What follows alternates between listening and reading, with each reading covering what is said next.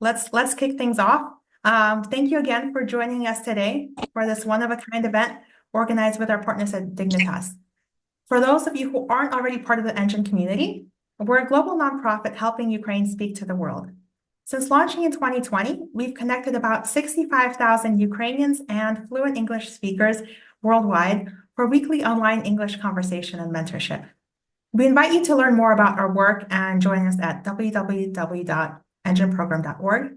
Emily will drop that in the chat later. This discussion is part of our Ukrainian cultural series, which we use to showcase experts within our wider network and share Ukrainian stories all over the world. After introductions, we're planning for about 30 minutes of panel discussion before we turn to questions from the audience. So I invite you to please put any questions you have in the chat as you listen to the panelists as they come up, and then I'll try to circle back and get to them later. We anticipate this event to run about an hour overall. And please remember to keep your mic muted to make sure everyone can hear our panelists. But if possible, we do invite you to turn your camera on so we can be together in this virtual space. Now, as you know, today's event focuses on military innovation in Ukraine, a world away from our work at ENGin. So why are we doing this? Well, some Ukrainians say that everyone fights on their own front, and there is some truth to that. But there is one most important front, the real military front, the one that makes everything else possible. It is thanks to the armed forces of Ukraine that Ukraine continues to exist, that ENGin continues to exist, that our team members can come to work and our students can come to their sessions. I think there's no work more important than supporting our defenders and our victory. So I just want to say thank you to Dignitas and to all of our panelists today. I have the greatest respect for each of you. At this time, I would like to ask everyone for a moment of silence to honor Ukraine's fallen heroes.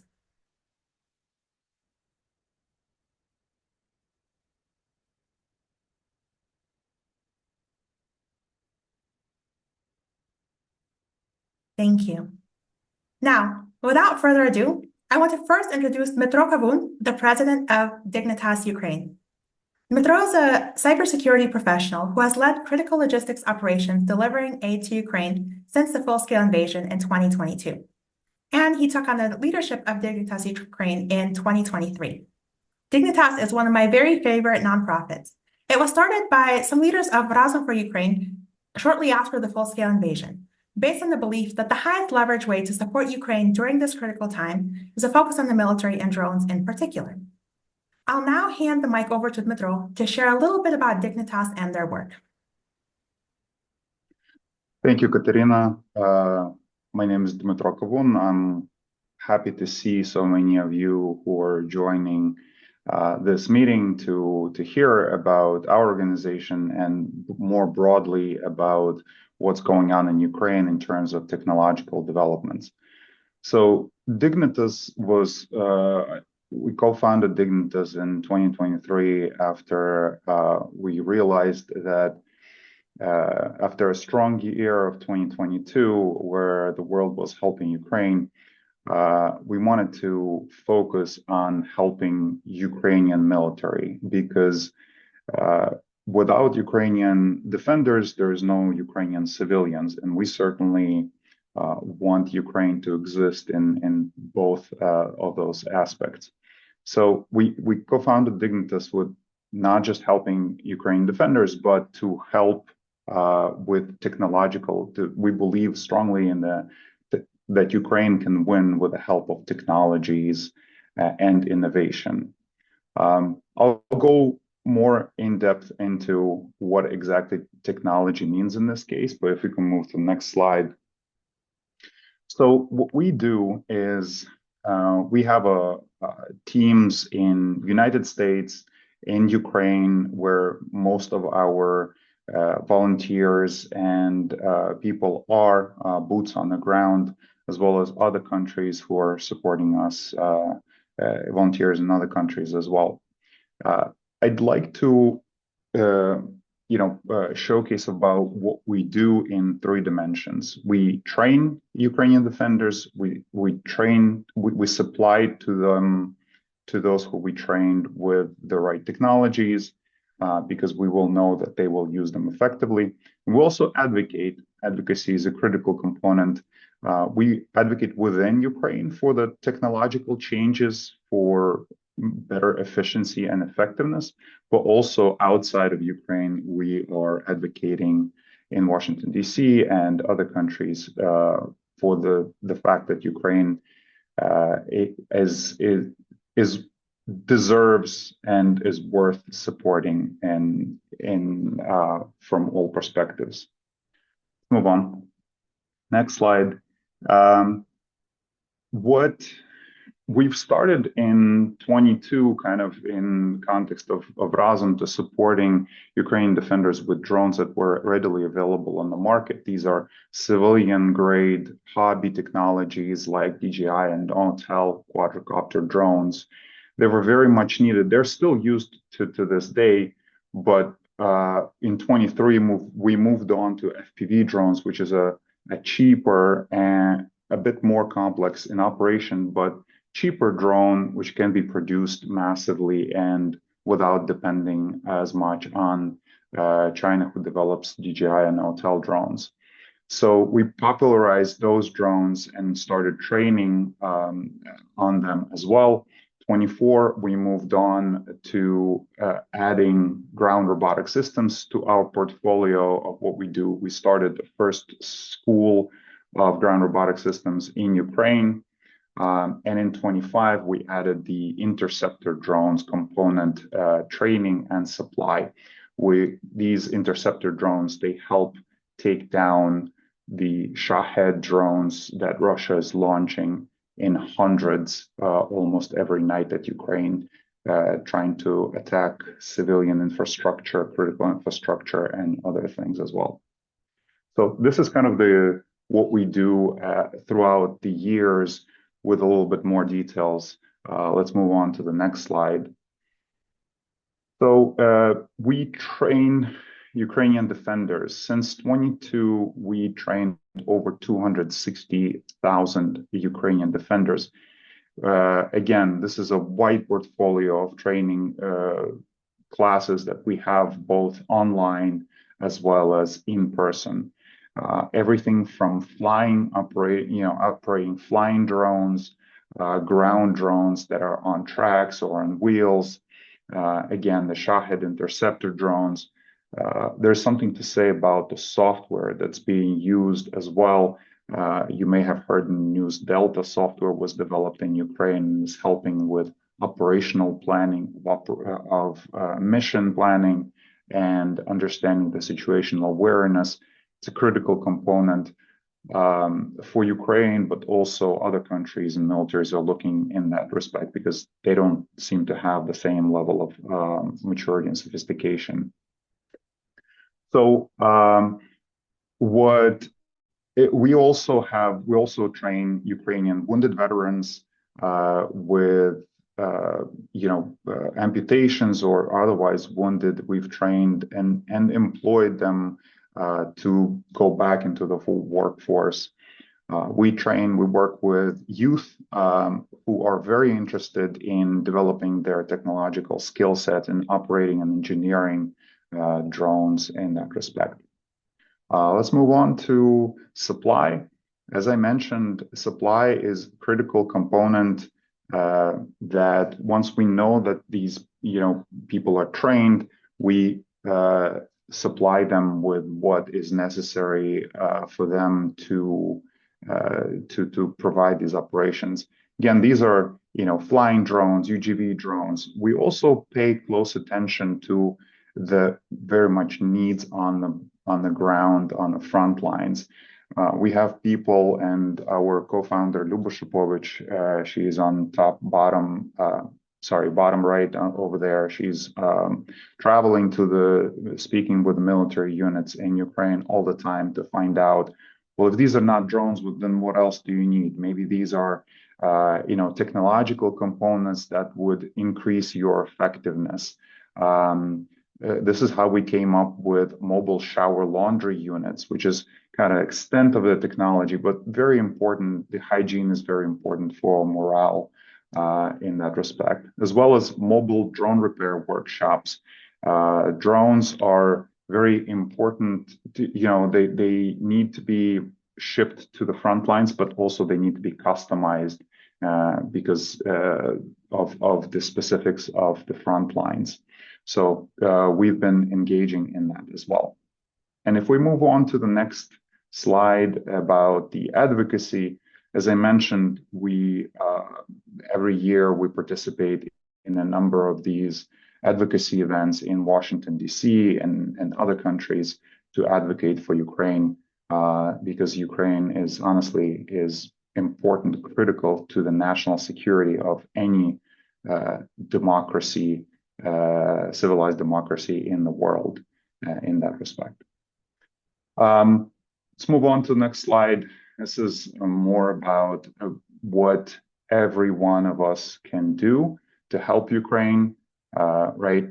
Volunteering is important. A lot of you are already engaged in ENGin, which is helping Ukrainians speak, at the international level. That is very important. We have in Ukraine a lot of great subject matter experts who just need to learn the language to be able to share that knowledge with our partners and allies.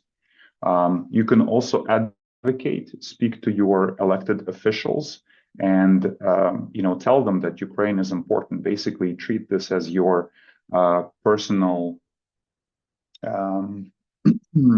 therapist about what problems do you see in the world and let them know. So if this is something that you're worried about or you think is important, please make sure that you pass that information on to somebody who can make decisions based on it. Partner up, similar to advocating, see our strength in the community. So we need to make sure that we partner, and this event is a great example of partnership as well. And thank you for ENGin for hosting us today. Donations are always appreciated. Again, we can't win this war just with the humanitarian aid. We're all about efficiency and effectiveness as well. And spreading the word, right? Sharing these messages about what's important, social media, friends and family, and other avenues that you see fit. This is a short introduction to what we do. If you'd like to know more, you go to the next slide. You can Google Dignitas Ukraine and find our website and read more about what we do. Thank With you. that, Thank I'll you. pass it back We'll on to definitely share the Katerina. link. Thank you. We'll definitely share the link to the website so everyone can find you guys. I already have many questions for you about your great work, but first, let me take a step back and introduce our other panelists. So we have with us today Lieutenant Mykola Melnik, a Ukrainian veteran and commander in Ukraine's 47th Brigade, who received the Order of Bogdan Khmelnytsky after sustaining severe injuries in combat. He currently leads the League of Interns, which places interns in the Ukrainian Parliament and other government agencies, and he also founded and runs the Brave Children Charity Foundation, which supports children of active duty and fallen soldiers. This fall, after training in the Dignitas Freedom Sky anti-Shahed program, he successfully drowned a Russian drone over Kiev during his first week of training. We have also David Kirichenko, a Ukrainian-American journalist and associate research fellow at the Henry Jackson Society. He is a war journalist reporting from frontline hotspots and an expert in irregular warfare and military strategy in Ukraine. His analyses have been widely published in the Atlantic Council, CPA, Military Review, The Hill, and other peer-reviewed journals. And finally, we have David Banfili, a former U.S. Navy nuclear submarine officer and currently CEO of Acme General. And David is a national security and innovation leader with extensive experience bridging government, defense, and the private sector. He's held senior roles at organizations including BlackRock, Citadel, Two Sigma, and the Institute for Defense Analyses. And he also serves now as an adjunct professor at Columbia School of International and Public Affairs. So thank you all for being here. David Banfili, let me start with you with sort of a big question. From a technology perspective, from an innovation perspective, how is this war different from prior wars? Thanks. Excuse me. Thanks, Katerina. And it's a real pleasure to be here. I just in passing should note I have a 17-year-old daughter who volunteers with ENGin, so I was familiar with the group before they reached out, and it's a real pleasure to be here with you all today. You know, there can be sort of academic discussions about whether things are fundamentally different about the nature of war in Ukraine today or not compared to historical precedents. But as a practical matter, I think there's no question that there are a set of things that are fundamentally different.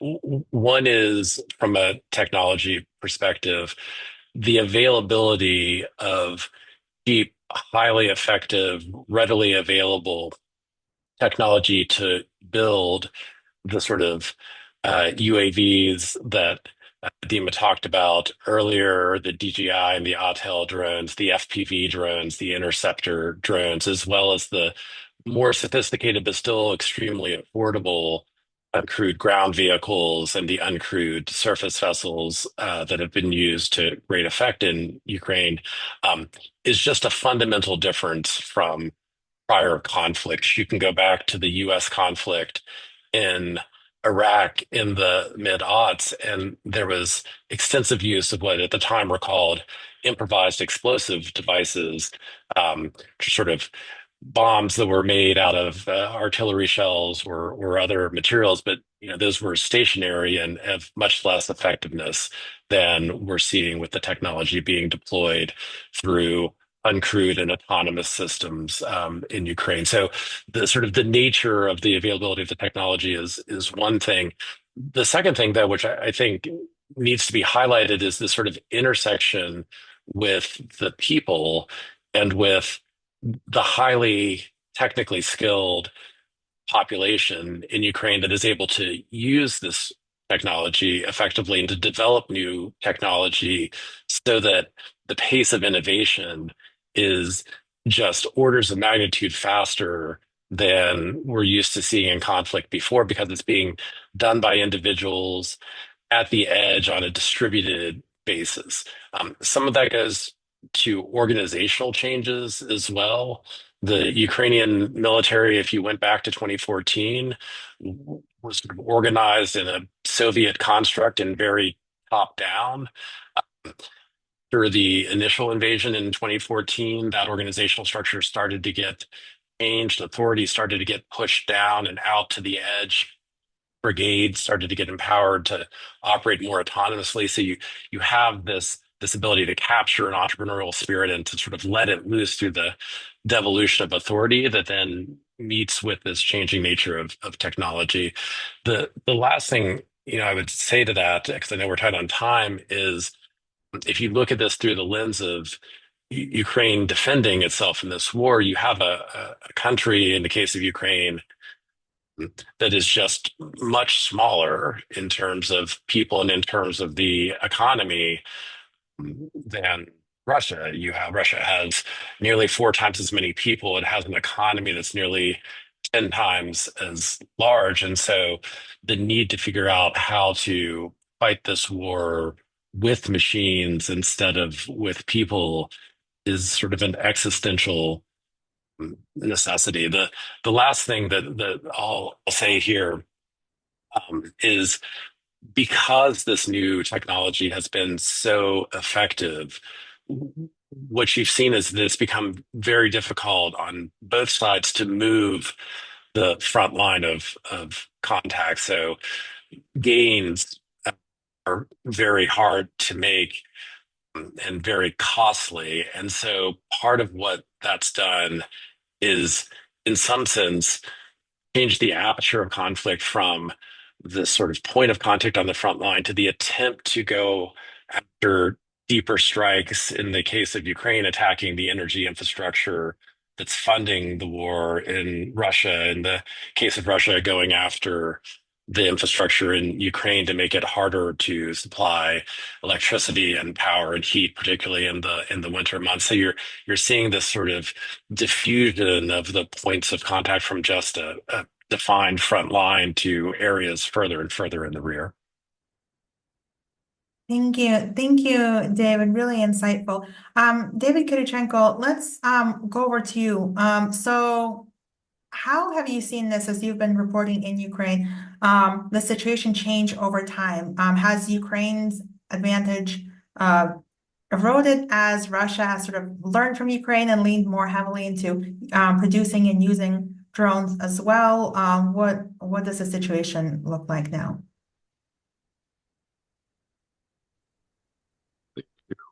You do and your work here, and Metro and the Dignitas team, and for everyone for attending our panel discussion today. I'll start by saying through my work in Ukraine or working on the front lines, I just personally got to witness the how the nature of war evolved, and even like being on the front lines with soldiers, and then soldiers start asking like, hey, next time you come, can you buy some drones off of Amazon and bring them with you? And I was like, you need drones off of Amazon? They're like, yeah, the DJI Maverick drone, you can buy it in the US on Amazon. This is like our number one need. So I was like, very interesting. And you just like firsthand get to see of like where the demand is shifting, how the technology being used is shifting. And for nearly 4 years into the war, and you can just see that it's millions of drones dominating the skies, creating just a fully surveilled battlefield, and which is now more quickly turning into what I think is the era or phase of automated warfare, where you're going to have much more, not like fully autonomous drones, but certainly AI capability or AI-enabled drones supporting the drones and even ground robotics on the front line. I always remember one commander from I was actually there with Luba Shopovich from Dignitas this summer, but one commander, the deputy commander of the Unmanned Systems Battalion and the 63rd Brigade told me Ukraine was forced to use drones because it was a poor man's solution. It wasn't because we were super smart or so advantageous, but rather we were just very poor and we had to just pick up and piece together whatever we could to fight back, especially if we just pondered all the military restrictions that Ukraine had. So literally stitching together cheap drones, putting grenades, and then would be on the front lines of soldiers, and they're experimenting, printing all sorts of 3D parts, trying to experiment with different hooks, explosives. They'd have all these kitchens on the front line where the cooks like love showing me their experimentation with bombs, like loading fragments into nails into like cans, dropping it so that the shrapnel hits everywhere, and they're just testing all these explosives on drones. And then in like 2023, I started to see that the soldiers on the front, they were like making little RC cars, packing it full of explosives. So then I realized that like, okay, this very soon we're going to see larger and larger, not just RC cars or little robots, but actual ground robots with all sorts of different applications. And so it really, you've seen the nature of war become very cheap, very fast paced, and just the application of technology is so widespread. And you can think about it from the actual applications on the battlefield itself to the importance of software to integrate all these different systems, controlling the mapping, targeting. And the fact that even now it's like everyone in the world's trying to rush soldiers into Ukraine so that they can learn. Hell, you even have the cartel that has been sending soldiers to both sides to try to learn about drone warfare. They bring it back to Colombia. They bring it back to Mexico. I've spoken with Colombian soldiers that said the Mexican cartel has been trying to recruit them for their drone warfare lessons. You see it in Myanmar, Ukrainian intelligence across countries like Sudan and Mali helping fight back against Russian forces across Africa with simple applications of drone warfare. And so drones and just the nature of all the technologies being applied is cheap, very fast paced. And so what does that mean for the world really is that so many, your traditional weapon systems certainly aren't going away, but they're going to be very complementary to the use of drones and these other technology. And I believe even in Venezuela, we first used drones to overwhelm the Russian air defenses in Venezuela with cheap drones. And then you identify them and you can use more expensive or precise weapon systems to destroy the air defenses. And so Ukraine for years has held an advantage, been able to demonstrate how decentralized innovation works and is able to find quick solutions that work. But of course, Russia is a very big military giant that's increasingly supported more and more every day by China, learns like if the longer that the war goes on, the more that even a slow and bureaucratic system learns from its mistakes, so then begins making iterations. So in 2024, the Russians created, say, the Rubicon drone formation, and it's very bottoms up, and they're able to take a lot of lessons learned from the battlefield. They were able to help accelerate the adoption of fiber optic drones, which are wired drones that you cannot jam. And so they were able to deploy them in Kursk and then collapse Ukraine's supply lines. And they're replicating it across the front. And that is one of the more dangerous phase, and I would say even in these current months around the Russians are increasingly striking at greater distances of not just 10, 15 kilometers, but somewhere between 70 to 200 kilometers in the rear. So this is like hitting really safe areas that should be really safe and have really expensive systems. And now drones are targeting them. And so there's this fight now for this mid-range strike zone, and the Russians, together with their Chinese allies and the Iranians, are able to figure out which of these drones work well, scale it. And so Ukraine certainly is able to figure out, okay, which models, which tech works well, and then like apply to the battlefield. But the Russians, along with the backing of the Chinese, who have true industrial scale, can figure out which model, which technology works the best, and then apply their engineering might or industrial might to scale it. And then the fact that they have a top-down approach, so the Russians can figure out okay, we're only using 5, 10 models. The whole army has to use this, and then they deploy it across the front.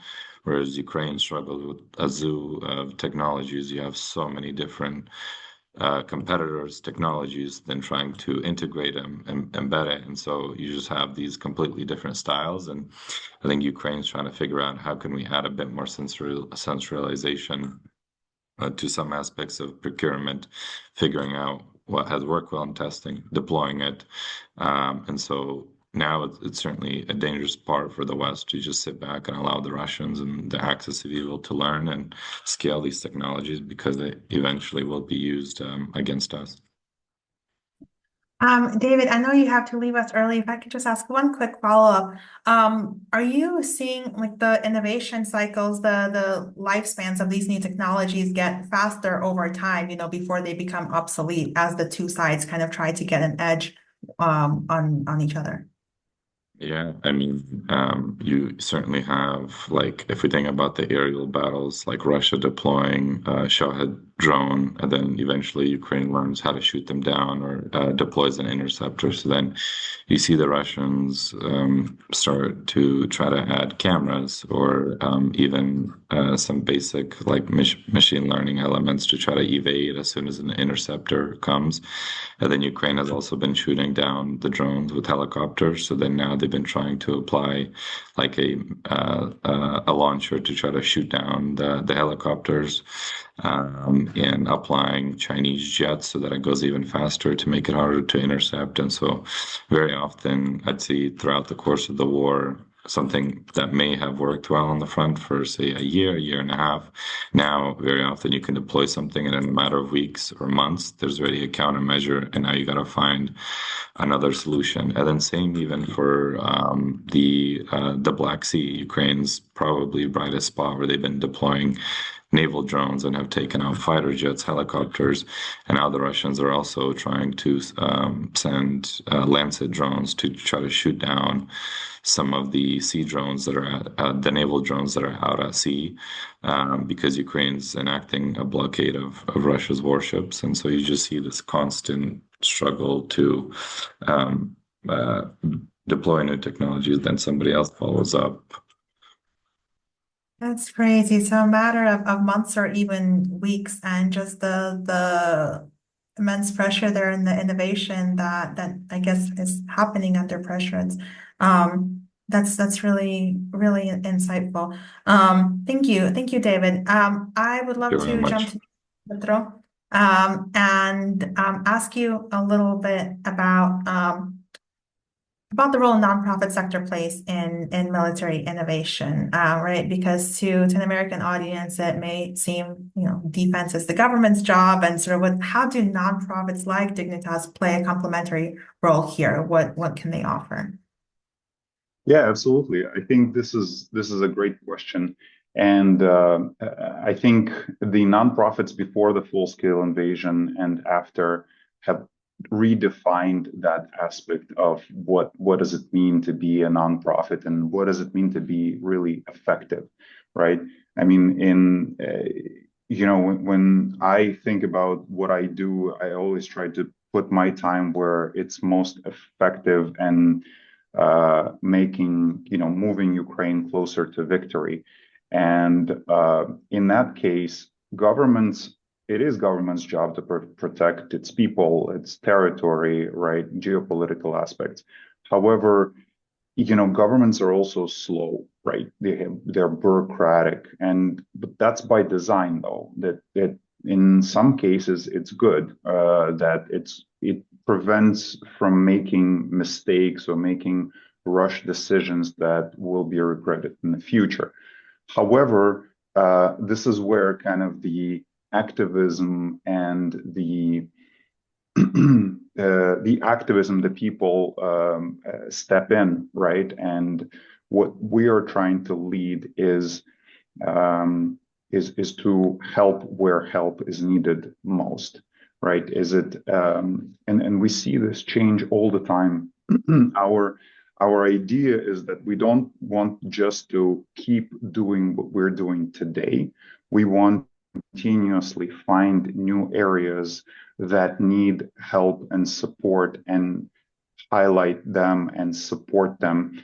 And once they are mature enough, give them off, transferring them over to the government to support and drive, as it's absolutely impossible to do this in the long term, right? To do the same thing because the needs in Ukraine are so vast that we try to constantly work with the government to tell them, hey, here's what we've done. It's already effective. Here, go support it, fund it, and things like that.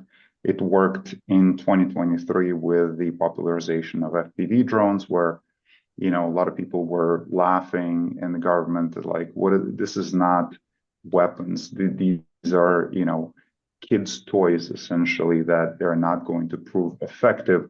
The, traditional weapons are large and complex and very expensive. So, that perception has certainly been shattered since then. And to showcase that weapons are effective as they are, right? As I think either David Bonfili or David Kirichenko mentioned, is that we are here talking about drones not because the drones have become smart or overly effective. There's certainly that aspect of technology, but it's essentially because Ukraine did not have the weapons that it needed to defend itself, like air superiorities, air support, and the air defense and things like that.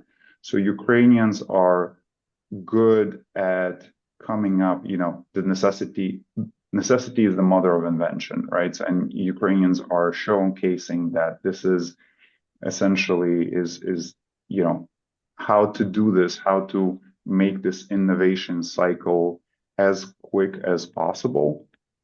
And we are there to support Ukrainians in that fight, in highlighting and supporting those initiatives that are most critical. and trying to stay agile in this world of constant change, updating our training materials, constantly finding new manufacturers in Ukraine that develop these type of all kind of drones, so that so that it's a cycle of support and innovation. So, I think David talked about how the army has become more decentralized over time. I wonder with the nonprofit sector, like, is it also decentralized? Are there other organizations like yours and all kind of trying to do their thing?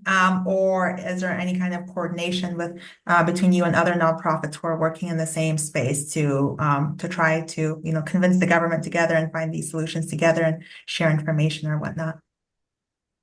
Yeah, it's a good question. I think we partner with other organizations who are in that space, like Serhiy Pritula Foundation, Povernись Живим, Come Back Alive, to a certain degree, and other also Nova Ukraine here in the US, and others. The strength is in numbers and partnership, right? Sometimes we have something that their organization heard the need, and they come to us and say, hey, can you vouch for this vendor, or what do you know about this drone? Sometimes we have a need in computer components or screens, computer screens to outfit a training center or something like that, and they have equipment. So there's certainly a good level of collaboration going between the the nonprofit organizations in that sector. So wonderful. And I want to jump to Mikola now as a participant with firsthand experience in one of your programs. So Mikola, can you maybe tell us a little about how how you learned about Dignitas and the Freedom Sky program, why you decided to participate and learn how to shoot down drones, and what that experience was like?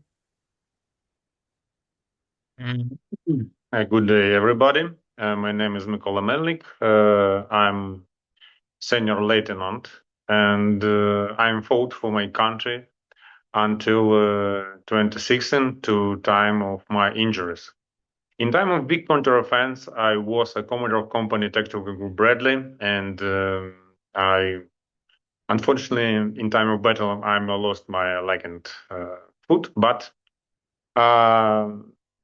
after the wounded, I was treated for about a year and a half, and after then, I come back to the active life, and I was trained in Dignitas training camp. I learned to fly on drones. In time of my service, my experience was not.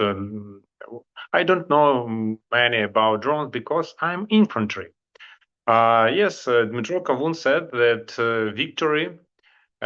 we have victory in future all only due to technology. Yes, but Ukrainian don't lose only and because due to Ukrainian infantry. And I fight for my country, and in that time, in 2016 or in 2020 or in 2022, we don't know many about the drones. We know maximum is it's a recognized drone like Mavic 2. But in 2025, I was training on Dignitas program, and after then, I was a commander of crew drone interceptor, and in September, I destroyed my first Russian Shahed. That's why I said that Dignitas training system is very, very effective because every army is nothing without the people, without the soldiers, and soldiers it's nothing without a normal training. That's why Dignitas do a very important thing in Ukraine. they training new crews on drone interceptor, new crews on drone recognize FPV ground drones. And you ask it if you ask it what we have war in future, you know, we must understand that war changes every day and tactics change every 3 months. Like I said, in 2022, we knew only recognized drone. In 2023, I first in my life see the FPV drones and Shaheds. It's old model. In 2024, we see in the battlefield like effective ground drones and effective sea drones. And in 2025, 80% all damage on the battlefield was caused by drones. And nobody understand what we have, what we can see a war in 2026 was tactical. Nobody, because we don't understand what technology we have in some months. 2 years ago, Shahed, it was a very stupid drone. He flies direct, but now Shahed has they have a launch. Shahed have a very good system moving, and Russian takes it like big FPV. That's why nobody said what we have war in 2026, but unfortunately we have this war. And in my opinion, now Ukrainian Ukrainian experience a need for all world, because our experience is the life of American soldiers. Our experience is the life of Germany soldiers, because Russia never stopped. Yeah, now we fight with these guys 11 years. 11 years we shit this world, entire democratic world. But if we lost, not a country had a war, because Russia never stopped. That's why I can say only one thing: take our experience, because our experience is it's life of your soldiers. That's all. Thank you, Mykola. I think we heard earlier, from some countries going to, sending people to Ukraine to learn from Ukrainian experience. I'm not sure if I heard the U.S. mentioned there. So I guess one thing is sort of a question to maybe anyone who would like to weigh in. To what extent are Americans learning from Ukrainian innovation here? Because certainly, other countries are, and not always the good guys, right? We're seeing unfortunately Russia working with China. We're seeing African countries and South American countries, or groups in those countries. But is the United States doing what they can, to learn from Ukraine, or is that collaboration not really happening as it should be yet? We must understand one simple thing: technology is nothing without training and without the people. USA Army have a very good technology. They make very good drones. They have many good drone interceptors, but they have not our experience. American guys don't understand how to use American drones. At first. In second, now in Ukraine we have some guys from USA who training, who must to learn our experience and share them in USA. But without American government, without government powerful, it's nothing, because because it's very difficult, very different thing that that we have the training guys. It's charity foundation, or and with charity, with resource of charity foundation, or is do government. And you must unfortunately, in my opinion, now U.S. Army don't understand a modern war, only because in infantry battalion we have nearby 30 crews of drones. In infantry Ukrainian battalion, we have drone interceptor, we have FPV, we have recognized drone, ground drones, and etc. Marin's battalion, US Army, have only 2 cruise drones. And they use small recognized drone who can move it no more than half mile. That's why, yeah, everybody understands that's new war, modern war. It's war of drones. But unfortunately, America, USA have a technology, but have not guys who understand their technology. Yeah, I'll just maybe build on that a little. I mean, I largely agree with everything Mykola is saying.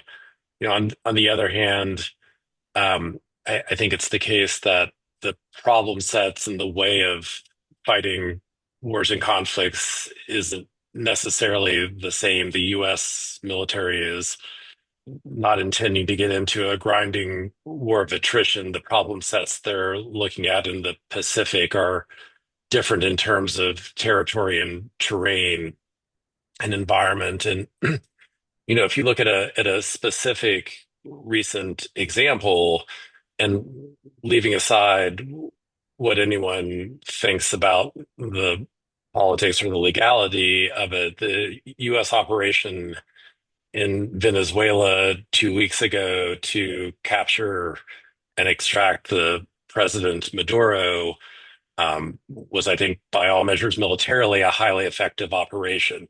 The Russians are on the ground in Venezuela training the Venezuelans in the use of tactics that they're developing in Ukraine. So it's not like that knowledge wasn't being shared, but that operation was still executed very effectively. So I think you have to sort of look at differences in intent and capability and doctrine. But I think Nicole is absolutely right that the U.S. is not taking all the lessons that they could be taking out of Ukraine, even though they're watching, they don't have the experience of actually deploying these systems and learning the tactics and the techniques and the procedures. And so, you know, it's one thing to buy a drone that's effective. It's another thing to understand how to layer different types of drones and incorporate them into your way of fighting war. And that's not happening at scale right now. And there's some structural issues in the US with doing this because the whole US defense industrial base has been geared around buying these big, expensive, exquisite systems that take years to design and are used for decades. And so there's a lack of agility in our institutions for developing and testing and procuring new technology that's not well suited to the pace that we see things happening in Ukraine. The flip side of that, and then I'll stop talking though, is something that David Kirichenko mentioned earlier. You know, the pace of change is fast, and Ukraine has done an amazing job of adapting quickly. What they're facing in the other side with Russia backed by China, though, is industrial capacity to scale. And so you may not adapt as quickly, you may not have the latest technology, but if you have enough mass, enough numbers, that becomes a problem. And that's part of what you're seeing with the Shaheds. They are adapting, maybe not as quickly as they might be, but they're being sent in such numbers that it's still very difficult to defend. And on the Ukraine side, they have to figure out how to more effectively scale some of the innovations that they're developing without losing the ability to be agile. Thank you. Dmytro, did you want to add something before I jump on? Just a quick note that sharing back, is very important, but it's also important to realize how quickly the TTPs change, right?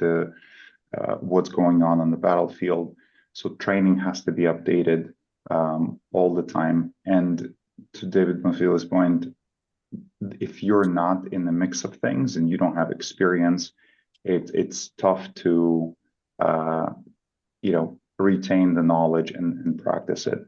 And that's why we need to work on partnering up more so, right? And I know boots on the ground is a very loaded and politically not appealing call, but there's also another aspect is that whoever learns from this war the most will be better prepared for the future. So there's risks that may need to be taken if we want to protect our other countries like United States and across the world in that respect.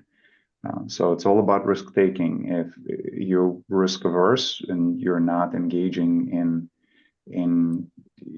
some risk taking, there might be very painful consequences in the future.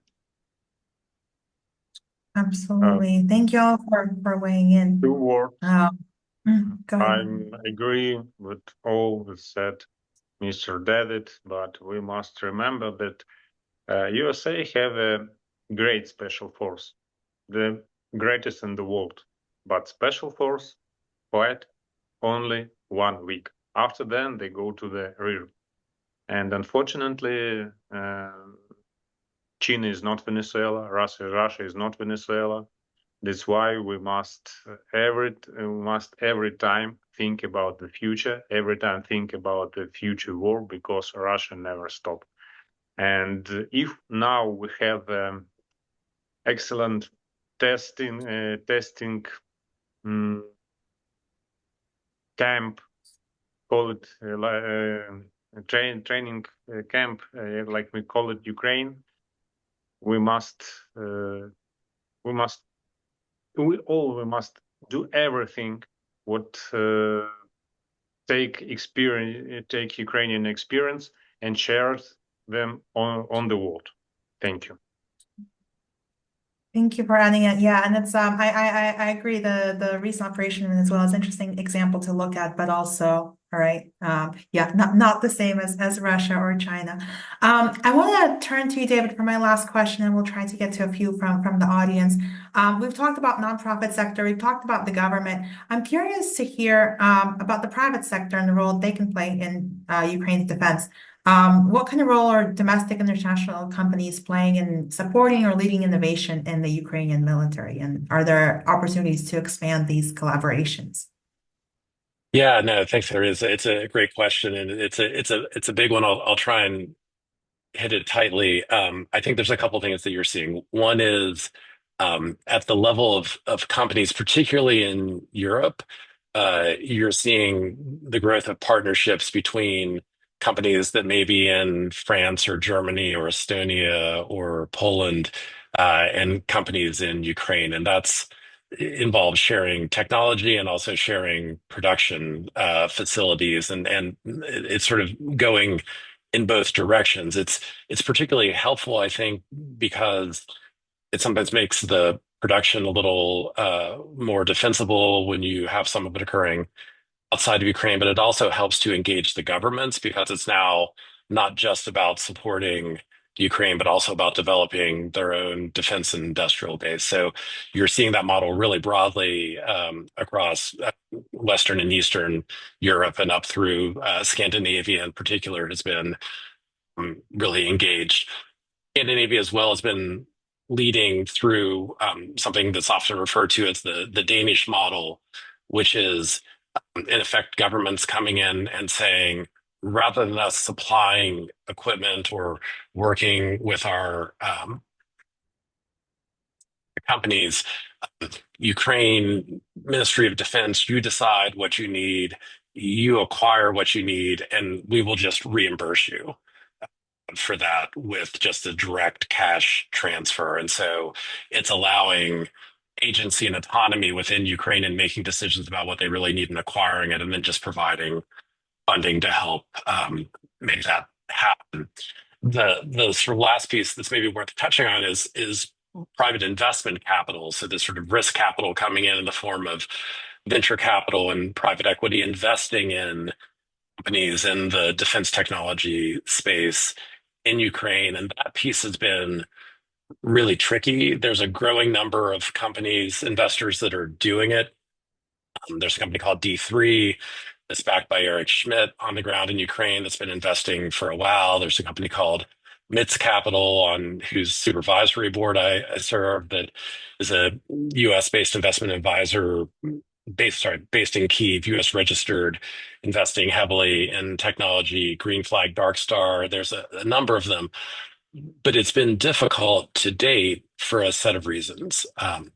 Ukraine right now, I think, in many cases, on a well-justified basis, has pretty significant export controls on defense technology. So they've started to relax them, but it's still very hard if you're a Ukrainian company building technology in Ukraine to sell it outside of the Ukrainian market. And that makes it difficult for investors to invest because it reduces the addressable market.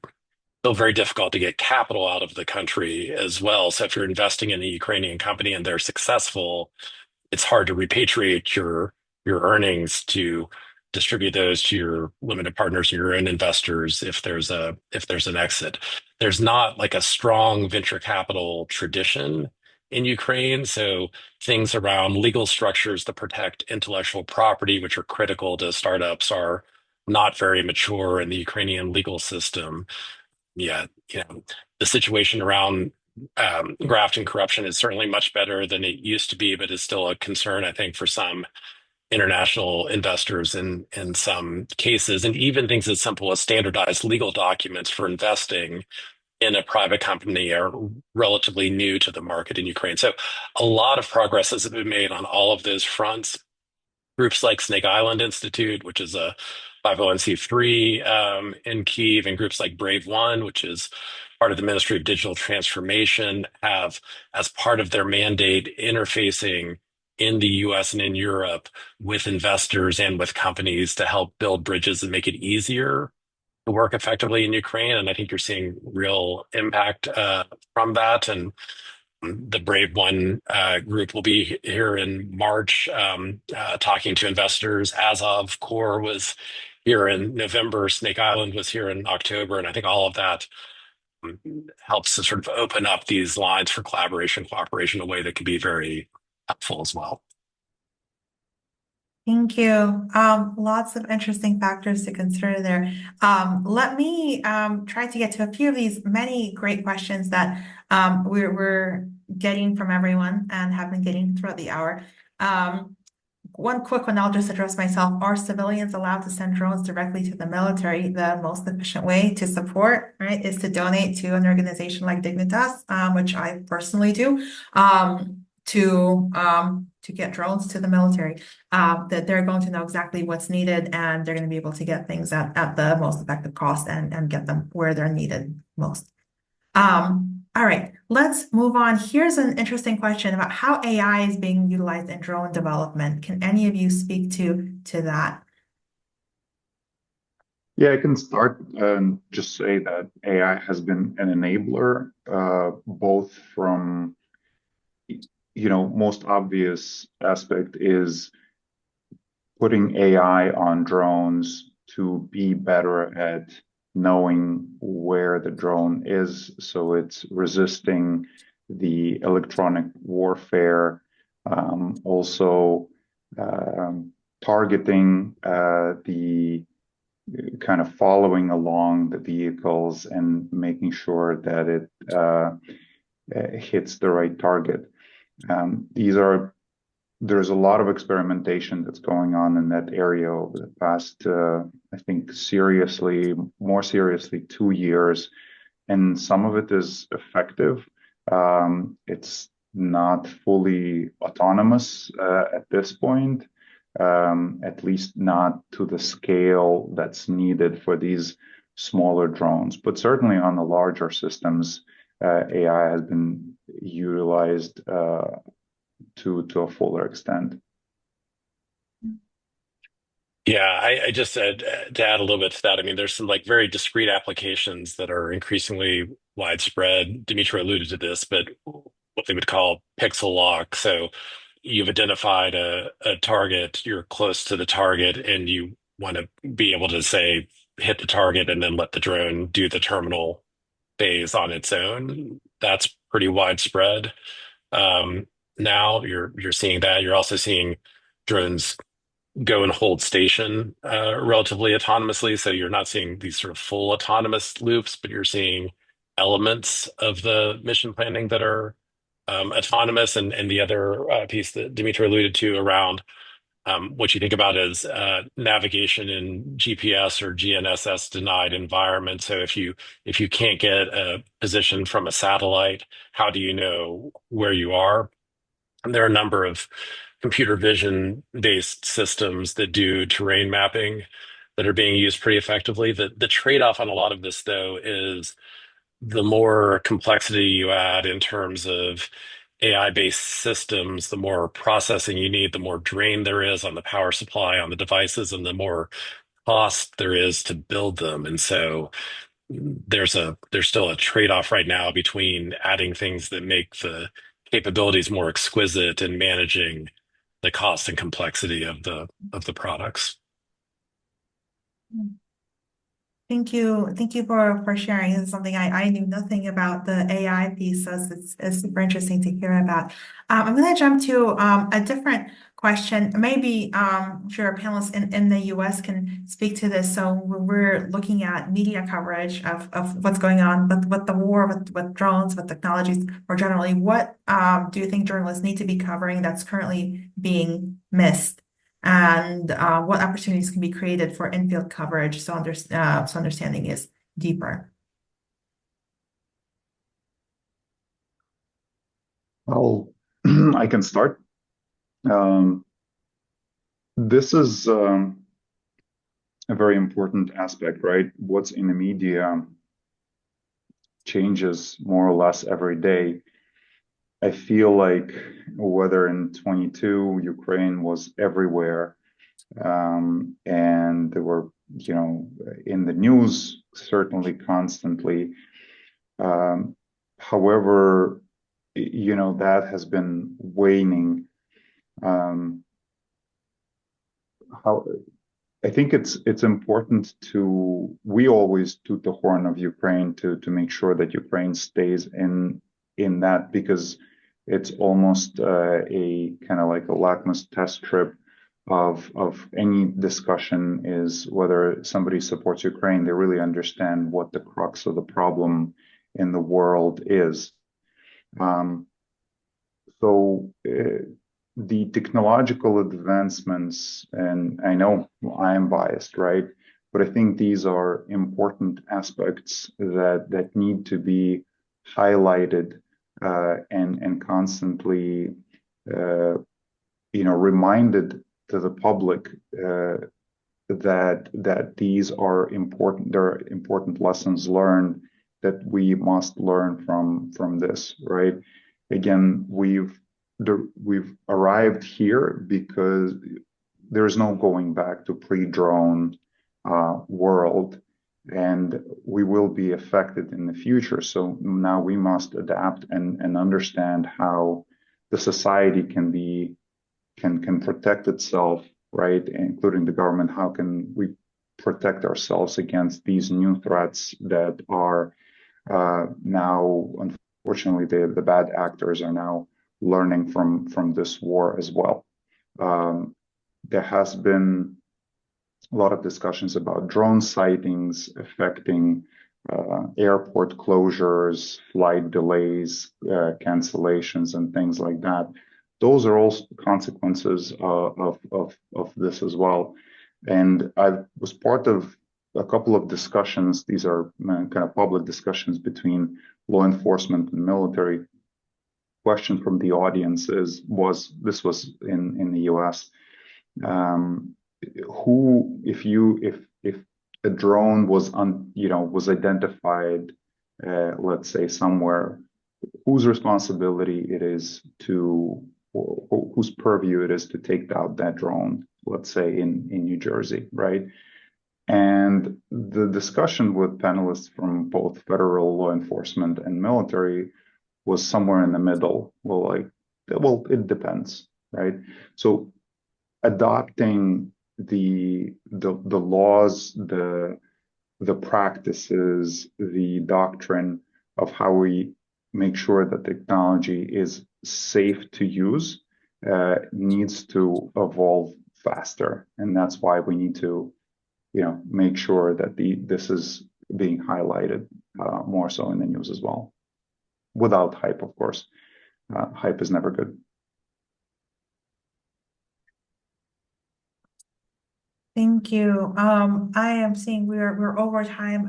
We have so many questions. Maybe I'll just do one more. Thank you for everyone, to everyone who asked the question. How about we'll end with maybe a bigger one. What's needed to convince European countries to commit more? Oleg asks more than 90 million in the Ukraine economy, maybe 150 billion to on defense. I think the bigger point here is, we talked about the US and the relationship with the US. When you talk about Europe, was actually more directly threatened, right, by, as Mykola told us, right, if Ukraine falls, Europe is right there, it's next.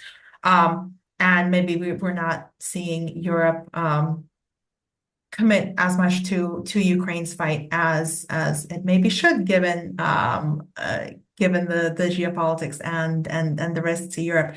So do you all think there's anything that can be done to convince Europe to see this more as their war? Dmytro, you just mentioned the drones in several European countries, which felt to me like it was sort of, would have been a wake-up call, but not yet. So any perspectives on that, and if there's anything Ukraine can do and supporters of Ukraine can do to help move that along?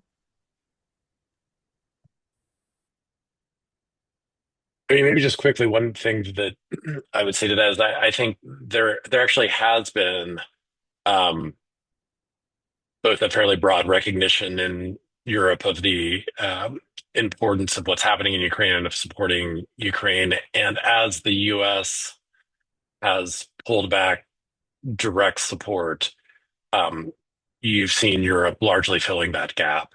So European support has radically increased over the last year. In part, that's paying the US for things the US was providing before. So the US keeps providing them, but European countries are putting the bill, and in part that's increasing their own direct support and their own direct collaboration between companies within their own defense industrial base in Ukraine. If you look across all of Europe, in almost every country, less true in places like Spain and Italy, but in most European countries, Germany and France and the UK, certainly in the Baltics and Scandinavian countries, defense budgets have increased dramatically in the last few years. Some of that is going to support Ukraine. Some of that is going to develop their own defense industrial bases in a way that they just didn't do for an awful long time because they were, I think, comfortable ducking under the perception of a security blanket provided by the US through NATO, and for a lot of different reasons that I think blanket feels less secure these days than it used to, and European countries are trying to catch up.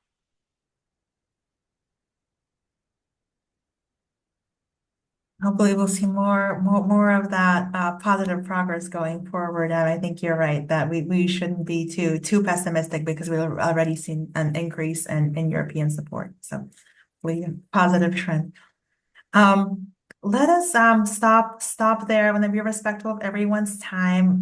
Thank you again to all of our panelists for finding time and for all of your insights. Thank you for everyone in the audience for dialing in from across the US and the world. Thank you for my dad for coming to see me talk. That means a lot. And then thank you, Emily, for organizing with me. I hope everyone has a great rest of your day or evening, and take care. Slava Ukraini. Героям слава. Thank you all for joining, and looking forward to seeing you